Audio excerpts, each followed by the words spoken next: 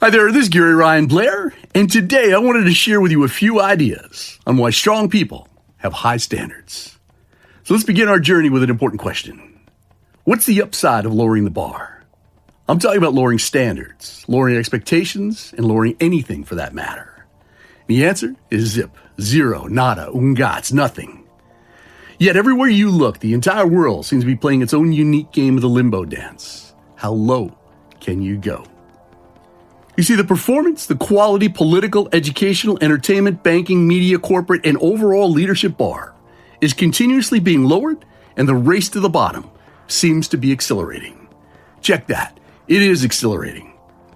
You see, racing to the bottom is a socioeconomic phenomenon which occurs when any party knowingly lowers standards, when they cut corners, when they lie, they cheat, and steal, when they engage in deception, and they make ever-increasing concessions and compromises. In short, it's blatantly doing the wrong things for the wrong reasons. It's about time that somebody said it, somebody addressed it, and I'm happy to get up on a soapbox and start crowing about it.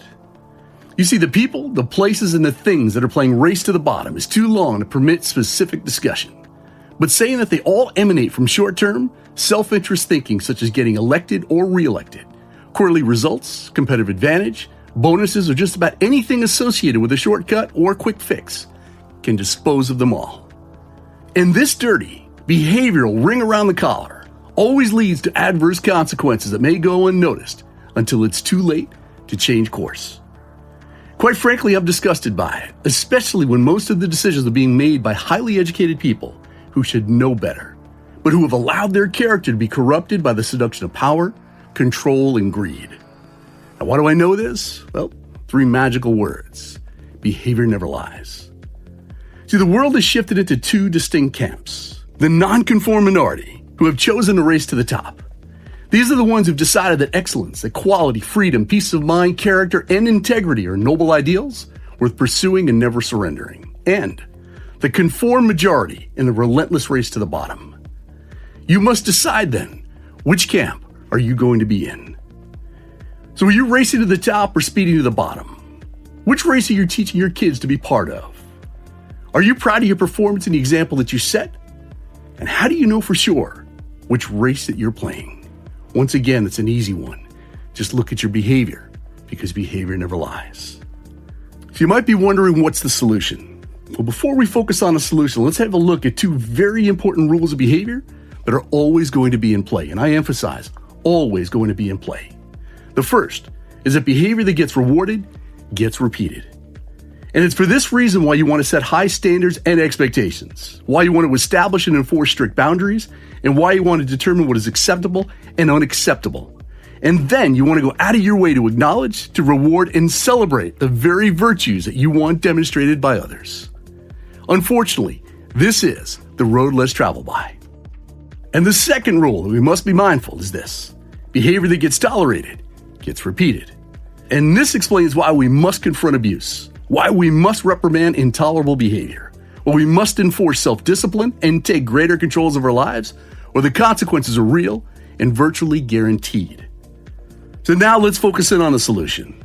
How do we stop the abuse? How do we empower strength and not tolerate weakness? How do we ensure that we live a life of excellence and make the most of this one life that we've been given? Well, the answer is as simple as it is profound. You must raise your standards, you must elevate your expectations, and you must step up your overall game by making everything you think, say, and do count. You see, anytime you sincerely wish to make a positive change in your life, the first and the most important thing you must do is to raise your standards. This is a rule without an exception. You must first expect and demand more from yourself, and only then can you expect and demand more from those around you. And this means having zero tolerance for mediocrity, for procrastination, for negativity, deception, lack of professionalism, or any form of internal or external abuse behavior that robs you of self-esteem, self-confidence, or increased performance. You either get the importance of this message or you do not. So send a memo to yourself that you will not tolerate low standards or any form of internal or external abuse.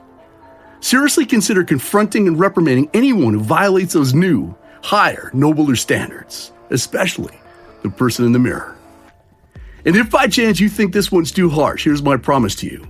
You'll continue to get what you tolerate. And consider this fair warning. What you put up with, you will end up with. So let's be frank. Let's just hit this one right between the eyes. The temptation and the opportunity to cut a corner and to sacrifice a clean conscience while grabbing a few extra bucks or gaining market share will always, and I emphasize, will always present itself. So too will the opportunity to do the right thing, to set the right example, and to be a man or woman of integrity. And the race to the top just makes so much more sense to me, as the race to the top is focused on respect, on dignity, guts, innovation, and sustainability, and yes, compassion and generosity, when it might otherwise be easier to be selfish. It's also risky. It's filled with difficult moral and emotional hurdles, and it requires patience, sincere effort, and mature thinking. Without a doubt, the race to the top is the long-term plan with the most desirable outcome. And that is why I'm calling you out right here, right now. You want to be the change you want to see in the world. You want to be the one who raises the bar. You want to be the one who plays a superior game. You want to be the one who's setting the right example. And most importantly, you want to be the one who's leading the race to the top. And racing to the top is what the 100-day challenge is all about. As you'll learn the mindset, the skill set, and the tool set that you need to compete at the very best of your ability and to win. So go to 100daychallenge.com. Check it out. Make it the very next thing you do.